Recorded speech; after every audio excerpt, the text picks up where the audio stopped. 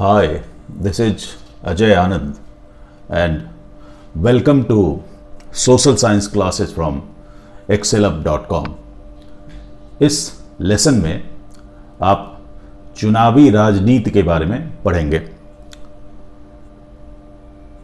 चुनाव लोकतंत्र का अभिन्न हिस्सा होता है, क्योंकि चुनाव के बगैर लोकतंत्र के बारे में सोचना भी संभव नहीं है।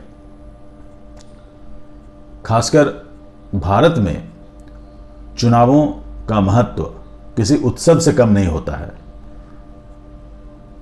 इस लेसन में आप पढ़ेंगे कि चुनाव क्यों होते हैं, यानी चुनाव की जरूरत क्या है। फिर आप भारत की चुनाव प्रणाली के बारे में पढ़ेंगे। उसके बाद आप चुनाव आयोग के बारे में पढ़ेंगे और भारत में चुनावों में लोगों की भागीदारी कैसी रहती है उसके बारे में पढ़ेंगे। चुनाव क्यों होते हैं? लोकतंत्र का मतलब है कि ऐसा शासन जिसमें शासकों का चुनाव लोग करते हैं। तो बगैर चुनाव के शासक नहीं बन पाएंगे, इसलिए लोकतंत्र में चुनाव जरूरी होते हैं। चुनावों के द्वारा लोग उन लोगों का चुनाव करते हैं जो जनता के लिए कानून बनाएंगे, जो सरकार बनाएंगे, और फिर उस राजनीतिक पार्टी का चुनाव किया जाता है जो कि सरकार चलाएगी या कानून बनाने की प्रक्रिया में जरूरी दिशा निर्देश देगी।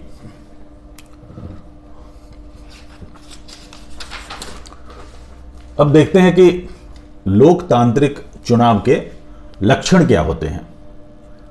तो लोकतांत्रिक चुनाव का एक लक्षण है सार्वभौमिक वयस्क मताधिकार, यानी हर वयस्क नागरिक को मत का अधिकार होता है, वोट डालने का अधिकार होता है, और हर वोट की कीमत, उसका वजन एक समान होता है। यानी वह गरीब आदमी हो या अमीर आदमी हो या किसी विशेष समुदाय से आता है, इससे कोई फर्क नहीं पड़ता, हर वोट की कीमत एक ही होती है। लोकतांत्रिक चुनावों का एक और लक्षण है कि मतदाताओं को कई विकल्प मिलने चाहिए। इसे समझने के लिए ऐसा उदाहरण लेते हैं कि मान लिया कि कहीं चुनाव हो रहे हों और वहाँ एक ही पॉलिटिकल पार्टी है, तो वहाँ पर फिर चुनाव कराने का कोई मतलब नहीं होता, क्योंकि मतदाताओं के पास कोई विकल्प नहीं होता है। हमारे देश में कई पॉलिटिकल पार्टियां चुनावी प्रक्रिया में शामिल होती हैं, एक सीट से कई कैंडिडेट्स खड़े होते हैं, तो जनता को कई विकल्प मिलते हैं अपने मनपसंद कैंडिडेट का चुनाव करने के लिए।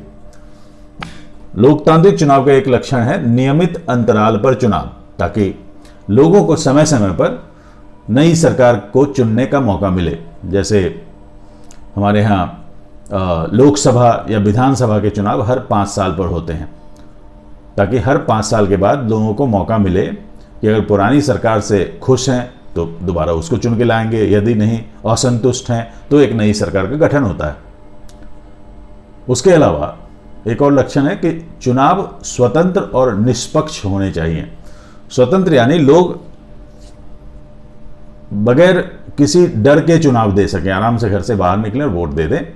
और निष्पक्ष मतलब कोई भी पार्टी या कोई भी कैंडिडेट चुनावी प्रक्रिया को बुरी तरह से प्रभावित ना कर पाए। राजनैतिक प्रतिस्पर्धा की सार्थकता क्या होती है?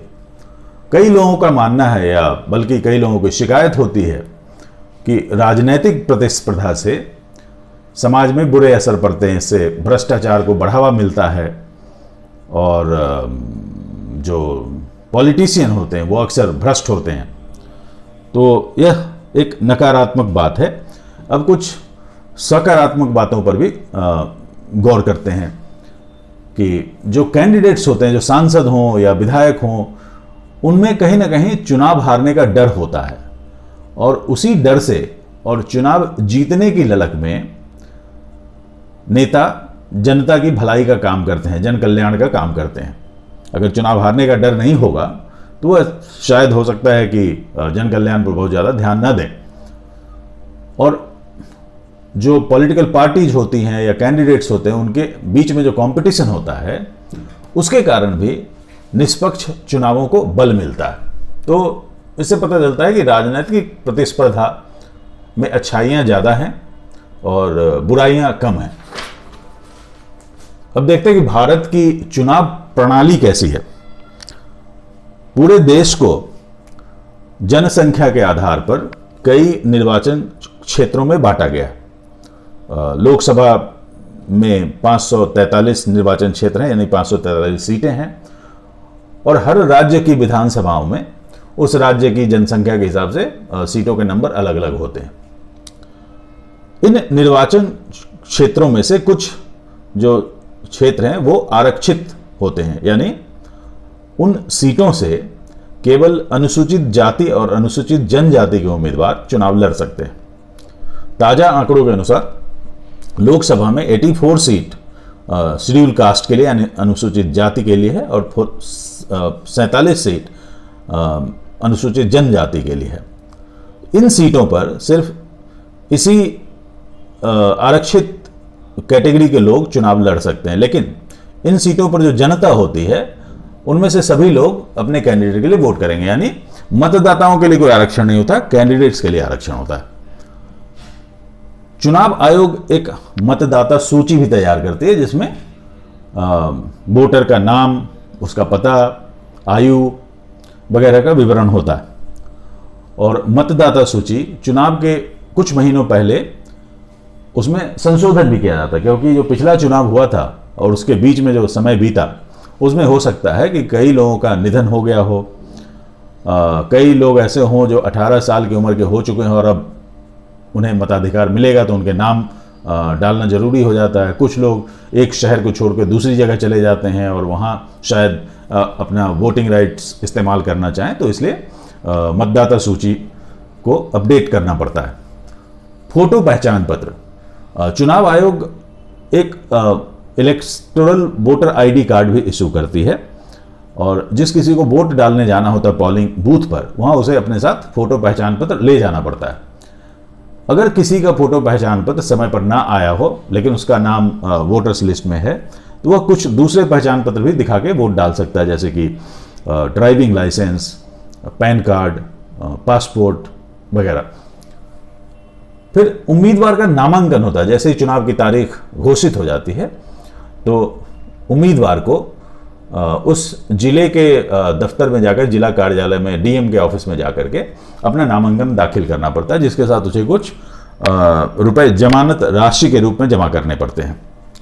इसके अलावा उम्मीदवार को कुछ विवरण भी देने होते हैं पब्लिकली, जैसे उम्मीदवार के खिलाफ कोई लंबित आपराधिक केस हो तो उसका डिटेल देना होता है, उम्मीदवार और उसके परिवार वालों की संपत्ति का विवरण देना होता है और उम्मीदवार की शैक्षणिक योग्यता का विवरण देना होता है। यह इसलिए किया जाता है ताकि जनता को अपने उम्मीदवार के बारे में जरूरी जानकारी मालूम हो। चुनाव प्रचार, चुनाव प्रचार के लिए तरह तरह के तरीके अपनाए जाते हैं। जो पॉलिटिकल पार्टीज होती हैं वो रैलियां करती हैं, नुक्कड़ सभाएं होती है, मोहल्ला सभा होती है, विज्ञापन भी दिए जाते हैं। आप अखबारों में, टेलीविज़न पर, होर्डिंग्स पर विज्ञापन दे सकते हैं, पैम्फलेट भी बांटे जाते हैं, रेडियो पर भी विज्ञापन होता है, आजकल तो इंटरनेट पर भी विज्ञापन चलते हैं।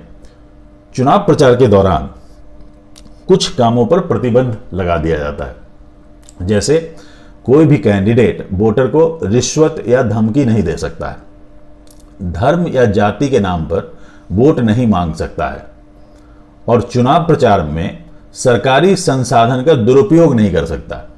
इसके अलावा चुनाव आयोग ने खर्चे की भी सीमा तय कर रखी है। तो लोकसभा के लिए अगर कोई उम्मीदवार चुनाव लड़ता है तो वह 25 लाख तक खर्च कर सकता है और विधानसभा के लिए 10 लाख रुपए तक खर्च कर सकता है और उस उम्मीदवार को अपने खर्चे का ब्यौरा चुनाव आयोग को देना पड़ता है।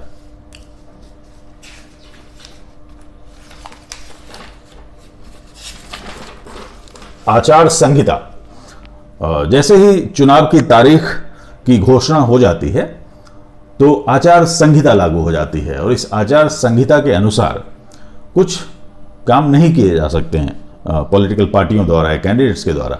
जैसे चुनाव प्रचार के लिए किसी भी पूजा स्थल का उपयोग नहीं किया जा सकता है, सरकारी वाहन, अधिकारी या विमान का उपयोग नहीं किया जा सकता है, किसी भी बड़ी परियोजना का शिलान्यास नहीं होगा और किसी भी बड़ी योजना की घोषणा सत्ताधारी दल नहीं कर सकती। मतदान और मतगणना। भारत दुनिया के कुछ गिने चुने देशों में है जहां ईवीएम से वोट डाले जाते हैं। ईवीएम यानी इलेक्ट्रॉनिक वोटिंग मशीन। ईवीएम के आने से पहले जो बैलेट पेपर होते थे उन पर मोहर लगाए जाते थे और बैलेट बॉक्स में पर्चियां डाली जाती थी। तो बैलेट पेपर की कई समस्याएं थी, जैसे बैलेट पेपर भारी होते थे और उनको पोलिंग स्टेशन पर लाना ले जाना बड़ा मुश्किल काम होता था। बैलेट पेपर में धांधली के चांसेस बहुत ज़्यादा होते थे और जब मतगणना होती थी बैलेट पेपर से तो उसमें कई कई दिन लग जाते थे, 4 से 5 दिन लग जाते थे, कई बार हो सकता है 1 सप्ताह भी लग जाए, तब जाके रिजल्ट आते थे। ईवीएम के आने से अब फायदा ये हुआ कि एक हल्की फुल्की मशीन है और एक मशीन में हजारों वोट डाले जा सकते हैं और ईवीएम हल्की होने की वजह से आसानी से कहीं भी लाई ले जा सकती है। जब मतगणना होती है तो ईवीएम से बहुत ही जल्दी रिजल्ट पता हो जाते हैं। जैसे सुबह से अगर काउंटिंग शुरू होती है तो शाम होते होते पूरी स्थिति साफ हो जाती है और रात 8-9 बजते बजते सारे रिजल्ट की घोषणा हो जाती है। अभी हाल के वर्षों में कुछ लोगों ने शिकायत की थी कि ईवीएम में भी धांधली होती है, तो उसको रोकने के लिए चुनाव आयोग ने वीवीपैट का इस्तेमाल शुरू किया है। वीवीपैट का मतलब होता है voter verified paper audit trail. यह एक छोटी सी प्रिंटिंग डिवाइस होती है। जब कोई वोटर वोट डालता है तो वह एक पर्ची निकाल सकता है प्रिंट आउट से, ताकि वो कंफर्म हो जाए कि उसने जिस चुनाव चिन्ह के सामने बटन दबाया था उसी पर उसका वोट गया, किसी और जगह नहीं गया। बाद में काउंटिंग के दौरान भी यदि कोई क्रॉस चेक करना चाहे पॉलिटिकल पार्टी के एजेंट, तो वहां पर भी पेपर ट्रेल निकाले जा सकते हैं। तो इन सब उपकरणों से चुनावों में धांधली के मामले काफी कम करने में मदद मिली है। चुनाव आयोग। चुनाव आयोग एक स्वतंत्र संवैधानिक संस्थान है जिसका मुखिया होता है मुख्य चुनाव आयुक्त, और मुख्य चुनाव आयुक्त की नियुक्ति भारत के राष्ट्रपति करते हैं। मुख्य चुनाव आयुक्त को असीम ताकत मिली होती है चुनाव करवाने के मामले में। जैसे ही चुनाव की तारीख की घोषणा हो जाती है उसके बाद चुनाव आयुक्त को हटाना असंभव होता है और उसके बाद पूरा प्रशासन चुनाव आयुक्त के अधीन हो जाता है ताकि चुनाव निष्पक्ष रूप से कराए जा सके। लोगों की भागीदारी। कई लोगों को लगता है, ऐसी धारणा है कि चुनावी प्रक्रिया में लोगों की भागीदारी घट रही है, लोग उदासीन हो रहे हैं, लेकिन आंकड़े इसका उल्टा बताते हैं। आंकड़े बताते हैं कि लोगों की भागीदारी बढ़ रही है। जैसे हाल के चुनावों में देखा गया है कि कई पोलिंग बूथ पर, इवन कई कॉन्स्टिट्यूएंसी में जो वोटर टर्नआउट था वो 80% तक गया था। ऐसा देखा जाता है कि गरीब तबके के लोगों में अधिक जोश होता है। उस तबके के लोग अपने घरों से बड़ी संख्या में निकलते हैं वोट डालने के लिए। लेकिन हाल के वर्षों में मध्यम और उच्च वर्ग के लोगों में भी सुधार आया। खासकर अभी हाल में जो दिल्ली के विधानसभा चुनाव हुए थे तो उसमें देखा गया कि जो उच्च वर्ग के और मध्यम वर्ग के लोग हैं वो भी अपनी घरों से बड़ी संख्या में निकले थे अपने वोट डालने के लिए। यानी इन सब से मालूम होता है कि लोगों की भागीदारी बढ़ रही है।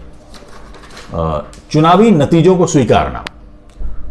तो अब जैसा कि पहले बताया कि आम धारणा है कि चुनावों में धांधली बहुत होती है और शायद उससे रिजल्ट प्रभावित होते हैं, लेकिन देखते हैं कि वास्तविकता क्या है। वास्तविकता यह है कि वर्तमान सत्ताधारी जो दल होता है वह अक्सर चुनाव हार जाता है, और राज्य हो कि देश में हो, नई पार्टी की सरकार आती है तो यदि धांधली होती तो सत्ताधारी दल कभी चुनाव नहीं हारता। वर्तमान सांसदों और विधायकों में से अधिकतर हार जाते हैं। धनी और बाहुबली भी कई बारी चुनाव हारते हैं, और जब भी कोई परिणाम आता है तो हारने वाली पार्टी उसको अक्सर जनता का आदेश मानकर स्वीकार कर लेती है और फिर उसके बाद सब कुछ सामान्य तरीके से चलता रहता है। तो इन सब से पता चलता है कि भारत में जो चुनाव होते हैं वो वाकई स्वतंत्र और निष्पक्ष होते हैं। स्वतंत्र और निष्पक्ष चुनाव की चुनौतियां। इसमें कई चुनौतियां हैं। जैसे एक चुनौती है कि जो बड़ी पार्टियां होती हैं उनके पास धन और संसाधन की कोई कमी नहीं होती है, तो उनके आगे छोटी पार्टियों और निर्दलीय उम्मीदवारों को मुश्किल होती है, उनके लिए बराबरी का मुकाबला नहीं होता। कई सीटों पर आपराधिक पृष्ठभूमि वाले उम्मीदवारों का दबदबा होता है। कई जगह लोग बाहुबलियों के डर से उनके पक्ष में वोट कर देते हैं कि बाद में उन्हें परेशान न किया जाए। कई राजनीतिक पार्टियों में चुनिंदा परिवारों का दबदबा है, तो इससे समस्या ये होती है कि कोई भी आम कार्यकर्ता किसी पार्टी का, वह कभी भी राजनीति में बहुत ज़्यादा ऊंचा उठने के सपने नहीं देख पाता है, उसके लिए बड़ा मुश्किल होता है सफर। जो मुख्य पार्टियां हैं उनकी नीतियां और कार्यक्रम एक दूसरे से मिलते जुलते हैं, तो इस कारण से अगर सही मायने में देखा जाए तो लोगों के पास बहुत ज़्यादा विकल्प नहीं होता है। तो एक बार रिकैप करते हैं। सबसे पहले मैंने शुरू किया कि चुनावों की ज़रूरत क्या है, फिर लोकतांत्रिक चुनावों के क्या क्या लक्षण होते हैं, भारत में चुनावी प्रक्रिया कैसी होती है, कैसे चुनाव आयोग का चयन होता है, उसको कितनी शक्तियां मिलती हैं, फिर ईवीएम्स के क्या फ़ायदे हैं, फिर चुनावी परिणाम आने के बाद क्या होता है, और स्वतंत्र और निष्पक्ष चुनाव की क्या क्या चुनौतियां हैं। इस लेसन में बस इतना ही। Thank you.